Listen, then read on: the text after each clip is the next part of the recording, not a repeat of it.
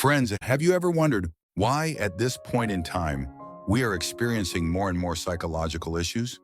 Why more and more people are becoming depressed? This world is a balance. When we speed down the road of material wealth, our spiritual world inevitably falls into endless emptiness. For example, in ancient times, material resources were scarce.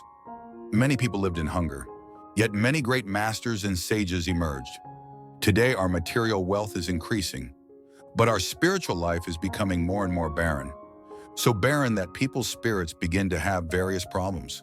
Many people live like walking corpses, pale and powerless, barely surviving, not knowing why they live each day, living in peaceful despair. They hate their jobs, going to work is painful, always fantasizing about lying flat every day. But if they really stopped working, many would soon feel extremely bored and empty. If they strive, they fall into burnout. If they don't, they waste away. It's a dilemma. Neither this nor that works. The soul has nowhere to rest. Why is this happening? Clearly, we are much better off materially than our ancestors. But why hasn't this brought us happiness? Why are we even more confused? The truth is very simple. Because you have been conditioned by uniform societal values since childhood. You have forgotten your life's mission. Heaven intends for everyone to be different, not for everyone to be the same. But society wants you to become the same as others. Since childhood, your parents compared you to other people's children. Look how excellent they are, how obedient they are. Schools use uniform methods to educate, and it's the same in society. What people seek is nothing more than money and power. What is action and inaction? Today's society takes action to the extreme. In such an environment, most people do not have their own lives. Without one's own life, one cannot fulfill one's destiny. So spiritual pain is inevitable. Depression and anxiety become prevalent. Many are stuck in fear and anxiety, becoming part of the chaotic mass. Lost for so long that they can't find their true selves. We spend our lives searching for the true meaning of life, but we always impose too many self-limitations, mental limitations, time limitations, money limitations, consciousness limitations. Such forced actions are called fabrications. Inaction is to follow one's destiny. Everyone comes with a mission. Many people think destiny is a powerful, high-level word, as if everyone comes to accomplish a great thing. But it's not like that. The reason you think destiny is elevated is because you're living in the having. You force societal game values onto the mission. So destiny is absolutely not as defined by society. It's not necessarily about wealth and status. True destiny must transcend worldly values. For example, someone's destiny in this life may be to help others. They could be animal caregivers, firefighters, nurses, sanitation workers, even beggars. If your destiny is to be a beggar, can't you do it? What's the difference between a beggar and an ordinary person? None. Begging and ordinary people going to work, is there a difference? Or think of begging as a service. He serves his own heart.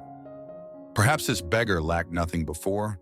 He had everything materially and emotionally. But one day he awakened. He directly became a beggar.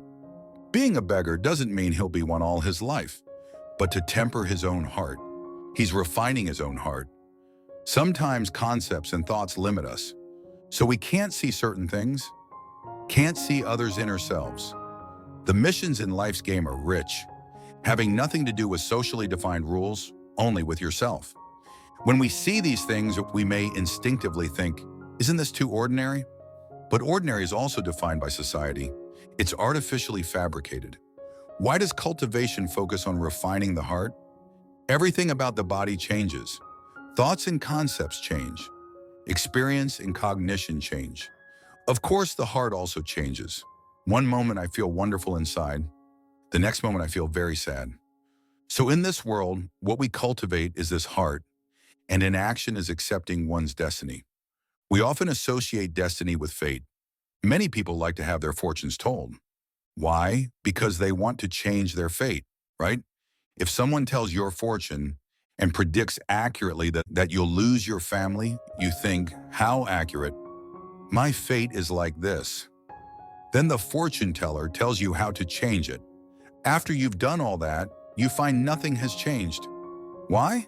because you still believe everything you see is real. In reality, you're in a virtual world. So borrowing the virtual to fix the false only makes it more false. When you become more false, how can your inner self change? It can't. But if you observe your inner self, you'll see many different things. You'll realize that fate isn't set in stone, because everyone's fate has countless possibilities. It's not just one door. When your heart begins to accept everything, your fate is changed. It might just be a single word. When someone speaks to you, a word they say resonates deeply with you.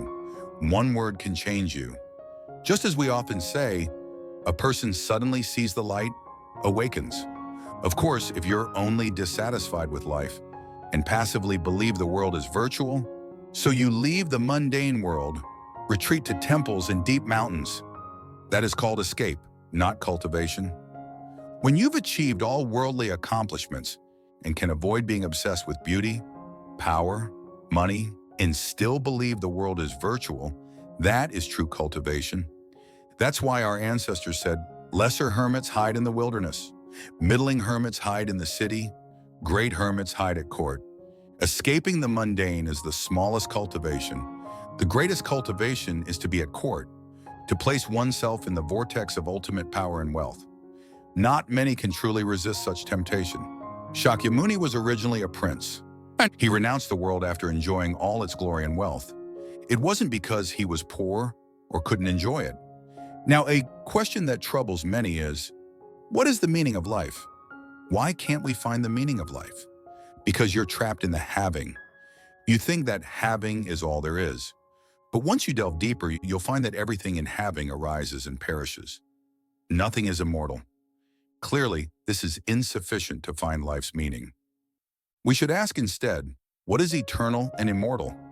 Only what is eternal can be called meaningful. What is eternal isn't having, it's non-being. Laozi said, all things under heaven arise from being. Being arises from non-being. This non-being is very interesting, if it means nothing at all. How could endless being arise? Zero plus countless zeros still equals zero. Similarly, countless nothings added together still equal nothing.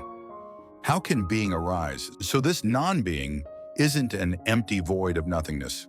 In nature, there's no absolute nothingness. Even a vacuum isn't. The non-being Laozi spoke of isn't absolute nothingness, but a kind of change. It's what Buddhism calls impermanence. Because everything is changing, the present form will soon disappear. Therefore, whether Buddha or Laozi, both believed that non-being is the true nature of all things. But this non-being isn't the nothing after disappearance, but a transformation into another form after disappearance. That is, there's no fixed, eternal, unchanging entity, hence called non-being. Buddhism calls it emptiness of nature. It's not a void of nothingness, but an emptiness arising from conditions. Even in spaces where microscopes can't detect biological traces, there are still many beings we can't see, like dark matter, dark energy. Even if we can't see them, they still exist. The laws of the Tao still exist. Every space is like this. There's no absolute non-being. If you think there's absolute nothingness in the world, that all things end in absolute nothingness, you'll fall into nihilism. The root of nihilism is nothing exists. So we need to understand the true meaning of non-being and emptiness. They represent infinite change, infinite possibilities. They're like countless bubbles on the sea surface. Though they arise and perish, the brief arising isn't eternity, the brief perishing isn't disappearance. After bubbles disappear, the sea remains. When winds rise and waves surge, bubbles appear again. So the bursting of one bubble means the possibility of another bubble appearing. When we truly have this perspective, there will be no dead ends in life. Buddhism believes people are products of earth, water, fire, and wind. Earth is solid matter, not soil. Water is liquid existence. Fire is temperature. The body's warmth is called fire. Wind is breathing existence.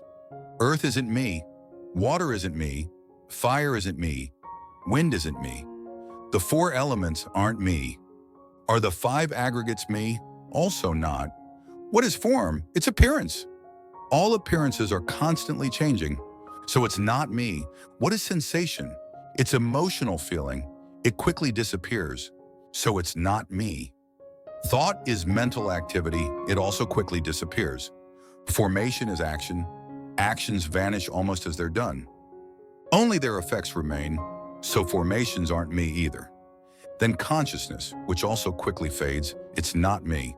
The 4 elements aren't me. The 5 aggregates aren't me either. Indeed, it's so. Think about what constitutes the human body. Proteins, fats, carbohydrates, and some trace elements. Protein isn't you. Everyone has protein.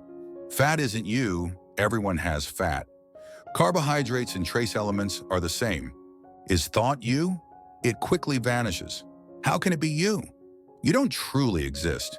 You're just a body and thoughts made up of quanta. What about quanta? Quanta can't be you either. How can they be you? All quanta are the same. Essentially, you're no different from mountains and rivers. Only the combination is a bit different, so I is just an illusion. Everything on Earth in the universe is an illusion. So although humans, land, plants, houses look different, actually they're the same. Because the elements that make us are the same. Then why do we look different? Because the ways elements are combined are different. Wood made into a bridge lets people cross a river. Wood built into a house lets people live. Wood ignited can warm people. No matter how you use it, it's still wood in essence. It's the same with everything. No matter how nature combines elements, there's still elements in essence. All matter is made up of elements. It's not non-being. It's constantly changing, recombining. This is being born from non-being.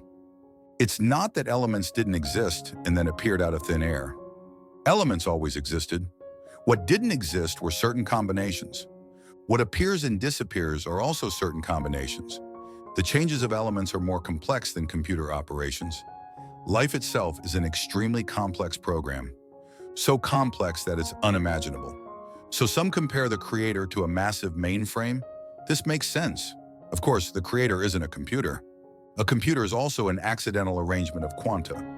No matter how the program is rewritten, quanta exist, energy exists, the Tao exists, nature exists. All right, now let's return to the question of how to change fate.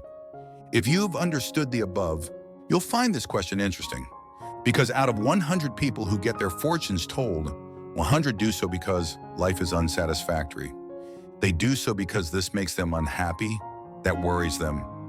Human nature hasn't changed from ancient times to now. So in ancient times, people had fortunes told about marriage, wealth, offspring, rank, longevity. All are the most cared about benefits in real life.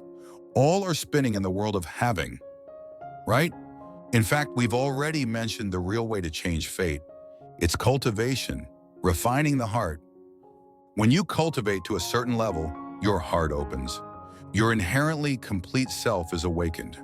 When you find the true self, your fate naturally changes. But for most people, they'll continue being obsessed with having. With their direction reversed, how can they change fate? Well, thank you very much for listening this far. I hope it has touched and inspired you. See you next time.